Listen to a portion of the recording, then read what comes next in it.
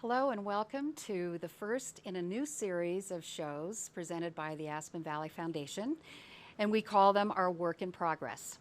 We've been very busy this summer doing a lot of new things, expanding the services of the Aspen Hope Center, continuing our great work with the homeless community, giving direct assistance to people who are uninsured and underinsured.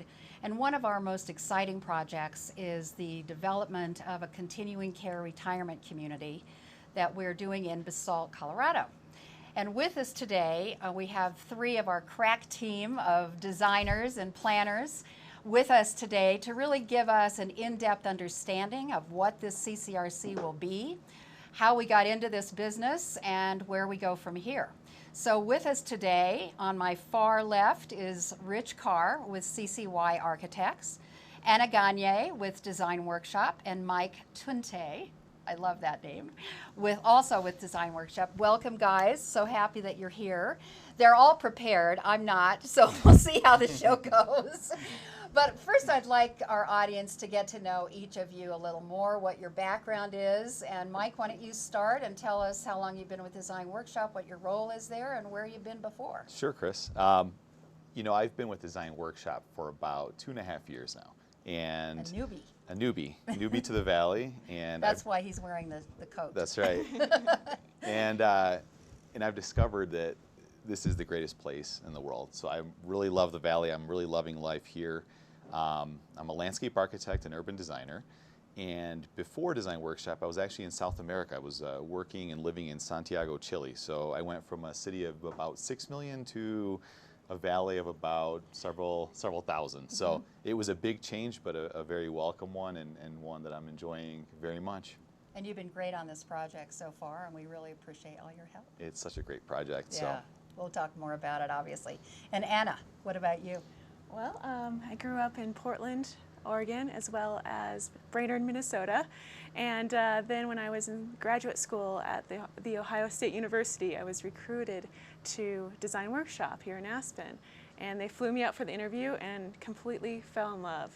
So 7 years of being in love with this valley, and I've lived kind of all up and down the valley and worked as a planner on open space projects, on works throughout the country and the world.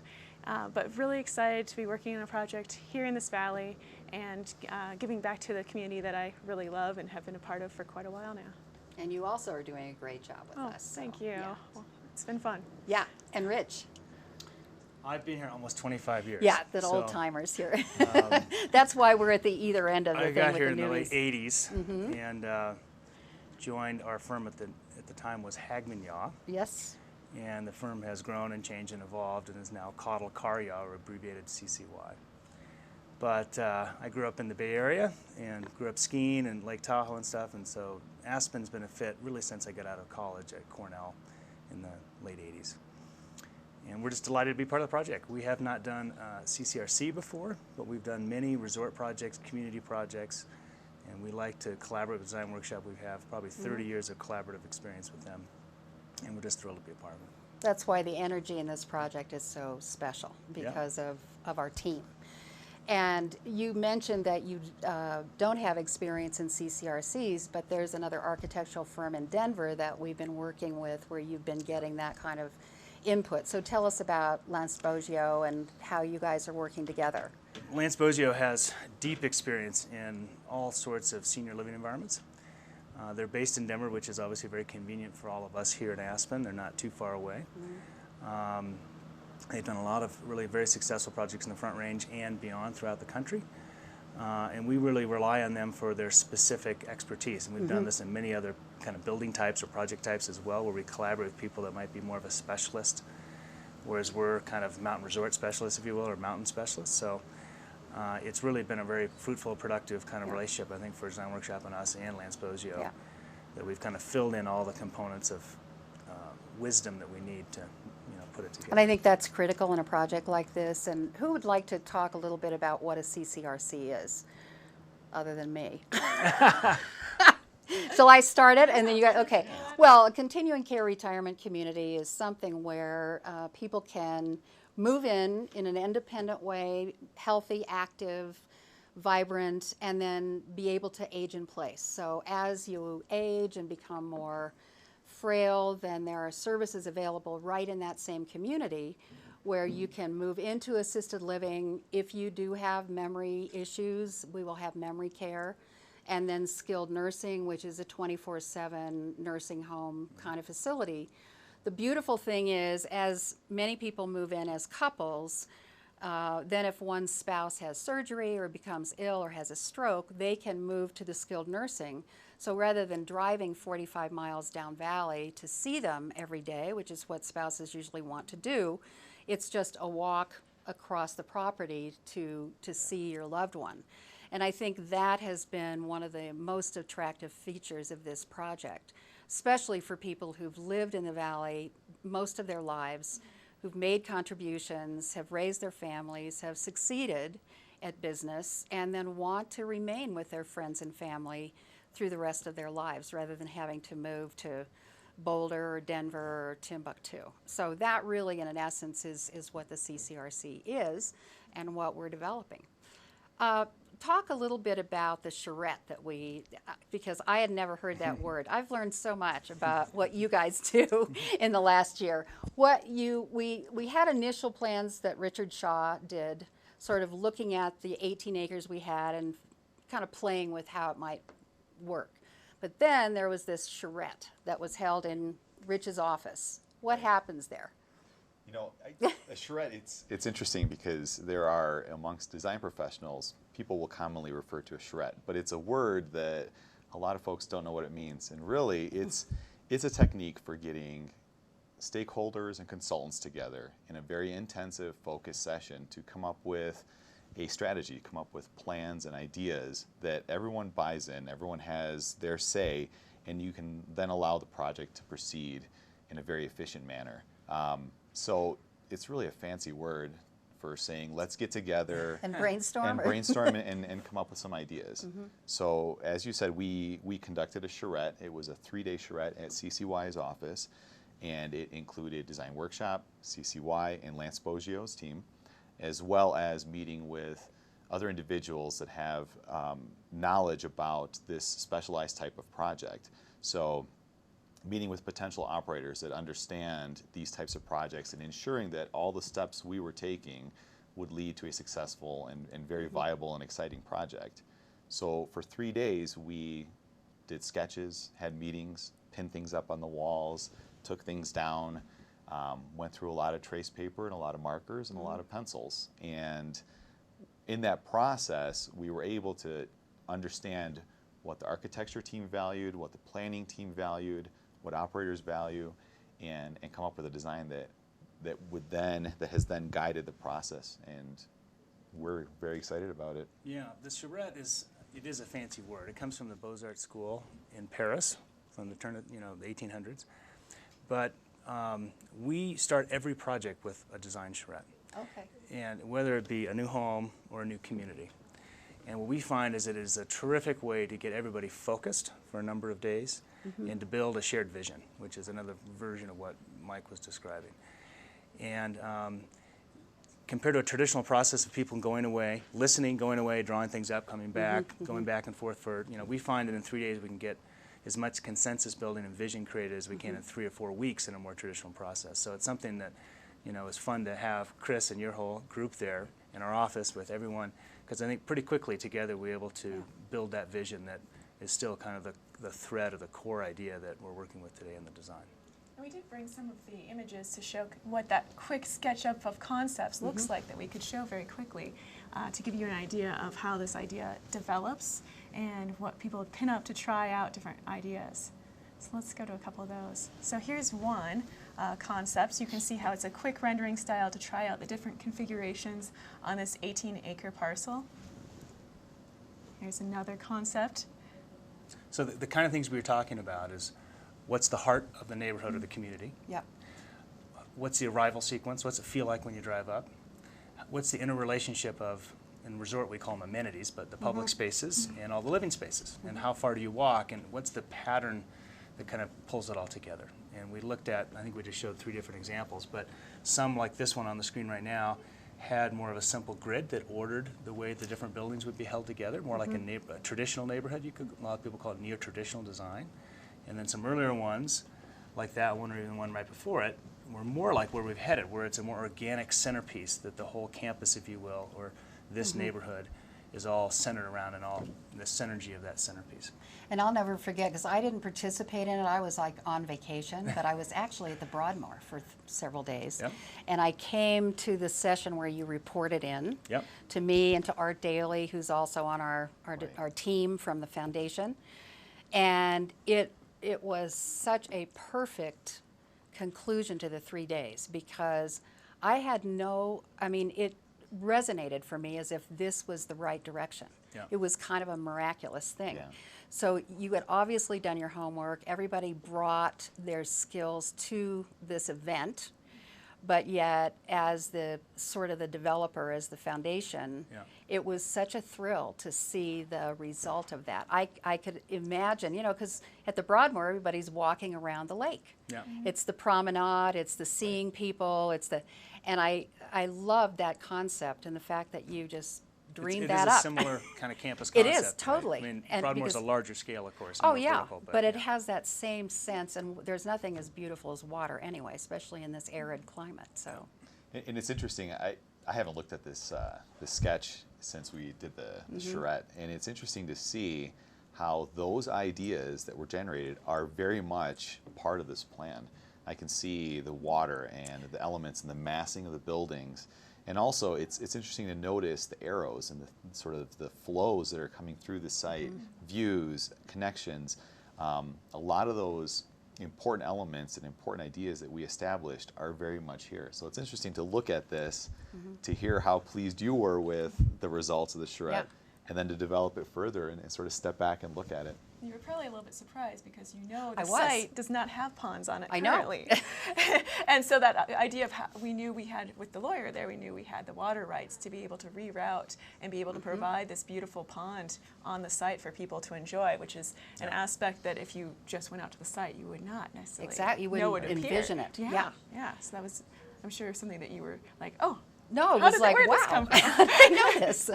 Yeah, it was really quite great. So this happened last August. It's almost a year ago, wasn't it? Yep. And so what were the steps after this? We went to Basalt, I think, was the beginning of developing actually the plan and then going to them for sketch design. Yeah, and so of- Anna, tell us about that first phase of working with Basalt. Yes, of course. Well, we of course started with a few conversations. They actually Yeah. were the ones that took us out to the site and said this could be a potential place after Right. all the options in Aspen had been discovered and decided that we needed to look down valley. So they're aware that we were looking at this. So when we had some concepts available and we knew that we would need to be annexed into the town of Basalt, we met with them. And our first set of meetings with the town council and P&Z, the Planning and Zoning Board, was in November of this last year. And we met, and there was a lot of support for this concept in Basalt.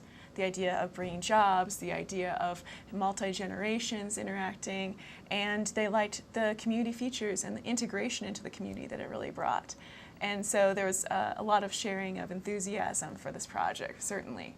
So we went through a review process that lasted a number of months. We met with the P&Z, I believe, maybe 3 times, and with the town council twice. And by April, we received approval of the sketch plan, which means that the preliminary plan was approved. They asked for a few modifications that weren't too onerous, and we moved forward then with developing the final plan, which has just been submitted to the town for review. So we submitted that in May, was it, or June? In June. Okay. And with our review process, our first meeting will be in August with the Planning and Zoning Board. Or I'm sorry, in September. September It actually. changed, just changed yesterday, yeah. So the beginning of September we'll be meeting with them, and we'll have a series of meetings that may conclude towards the end of this year. So looking forward to that next set, and to we had a number of people from the community show up and express their support, their interest, their concerns with this project. So we certainly encourage that in the final review as well. It was great to hear what people saw, how this could be a part of the town. Yeah. And if I could just add one Please. thing, the whole design team really did a great job in pulling this together. But I think Anna deserves special recognition in getting it through the city Absolutely. in record time. I mean, really, the people, the city, the citizens, and a lot of the people with interest are very excited about this. And the fact that it's moved through the process quickly is, I think, an important step. And Anna was very critical in, We know that. getting that Well, Richard, through. Shaw, and I were very excited. We were nervous before every single meeting, just thinking of all the things that might potentially come up that we need to be prepared for. And it was great just to know that this was something that the town was really interested in seeing. They wanted to be able to provide care for seniors and a lifelong view of how people will continue to live in this community and not have to move away. And so it was one that wasn't the tough battle you sometimes face with approvals. Instead, it was an outpouring of how can we make this the best it can be. Yeah, and it feels like a partnership with the town of Basalt, rather than sort of an adversarial pleas or supplication about, oh, please help us. But I think it's been that partnership. We're all really in it together, which has been great, and they're entitled to be concerned about various aspects. That's their job. But I think I agree, Anna and Richard were able to provide the information in record time. And that final weekend before the final submission, you guys were drowning. I mean, waiting for studies and the book, we should have brought it today. The book for the submission is gigantic, and I think you were the writer of many of those things. So. Yeah, well, and I think one thing to point out is how the town of Basalt has really been looking for nonprofits to be more of a part of the community, and how can they support that. And so they really saw that as an important role for this project to play in the community, is providing another nonprofit community benefit. And I think that's partly why the town staff as well was so helpful in helping us think through all the issues that might come up. And the P&Z and town council were great about saying, why don't you look at this, and why don't you help us evaluate these options. And it led to really great discussion and some modifications that have been helpful to the project. Rich, talk a little bit about how you came to the design, because I know it is a team effort, but the design of the buildings, every comment I hear when people come into our office and look at all the sketches is that the design is so appropriate for the valley. And talk about how you came to this design and what was inspiring you.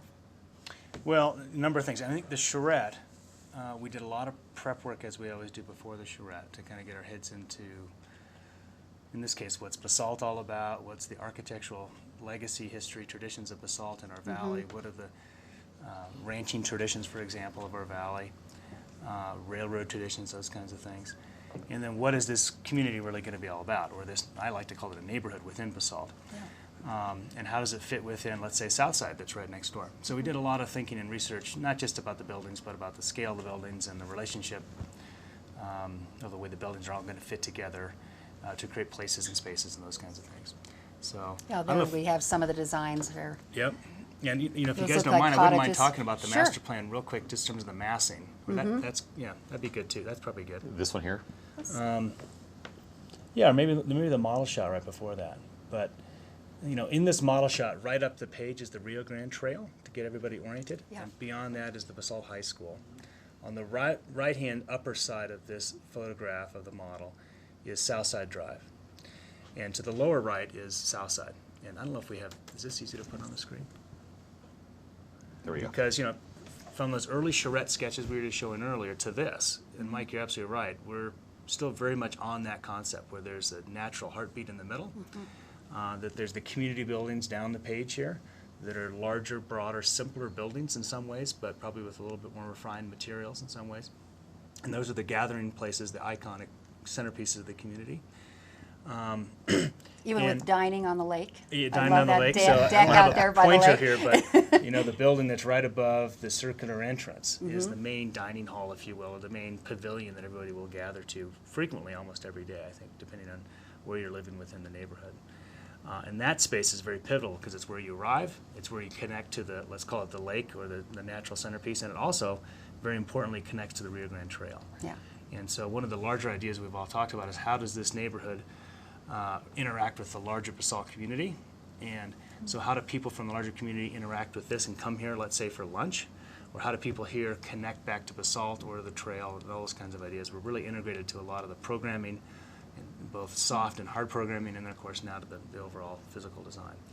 Another key point in terms of massing is we felt it was very important to connect to the scale of the south side neighborhood that's to our, towards Highway 82 from our project. And so the cabins, or casitas, if you will, that we've created very much speak to the scale of the surrounding neighborhood. And then it builds to a little bit larger scale. It's all still maximum of 3 stories. It's mostly 2-story buildings. So we've spent a lot of time just figuring out how the scale of this program fits with the scale of Basalt and how it all fits in. And then architecturally, in terms of kind of architectural character, maybe we could go to those elevations, I guess, or perspectives. I prefer the perspective. That's You want fine. There. this one, okay? Yeah, that's That's a fine. good one.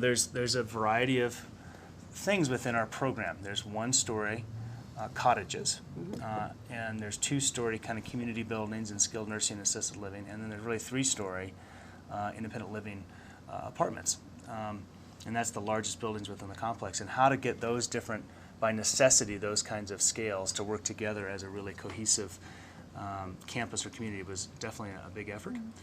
And then just in terms of character, there's a lot of connection to, I would say, the ranching past of Basalt, the kind of natural materials that we'll find in a lot of the buildings here. You see the color tones are very much a part of our landscape here. That's a beautiful new shot there. I like that. And that's the arrival. So that's the notion of coming off of Southside Drive and entering the complex. That's the portico share in the middle. And not at all institutional looking or feeling. Yeah, which and is that's a great point. nice Excuse part. me. Yeah. But that's been a huge kind of thread through everything. Is how Yes. do we keep this to be residential? How do we keep it to be comfortable and inviting? And some balance of familiar and progressive. Looking forward, so it's not your grandparents' old folks' home. Exactly. So that it's really part of Basalt. It's looking forward, but it's also very comfortable and familiar for everyone. And we all have such familiarity with doing resort work, and in this valley there's so Right. many beautiful resorts to visit that I can see the influence in some way of doing a design that really feels like a place you want to visit people as well as live. Yeah. Why don't we get more specific about what units, how many units we're building in the various categories. We only have a few more minutes for the show. See how fast this goes, guys, when you're having fun? So why don't you talk a little bit about specifically what the CCRC will include? Okay, great. And I've pulled up an image to demonstrate where they are on the site.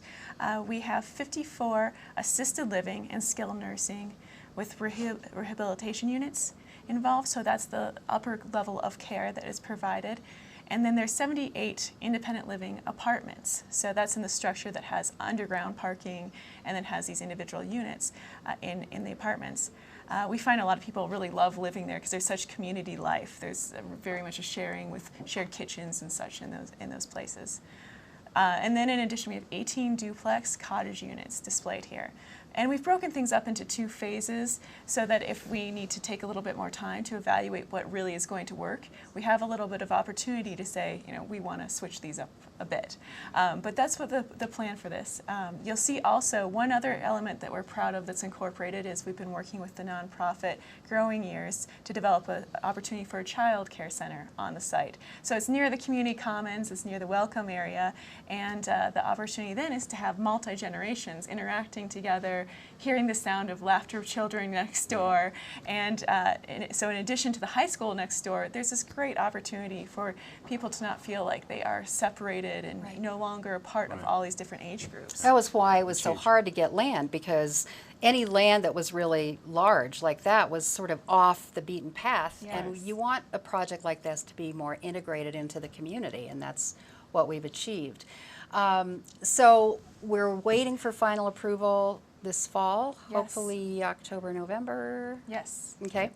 Our next steps will be, we are now in the position of looking for an operator who's a professional manager of projects just like this. We'll be meeting with them in August. Then we're going to be starting a marketing effort. And if anyone is interested in signing up, at least for interest, please let us know and call our foundation office.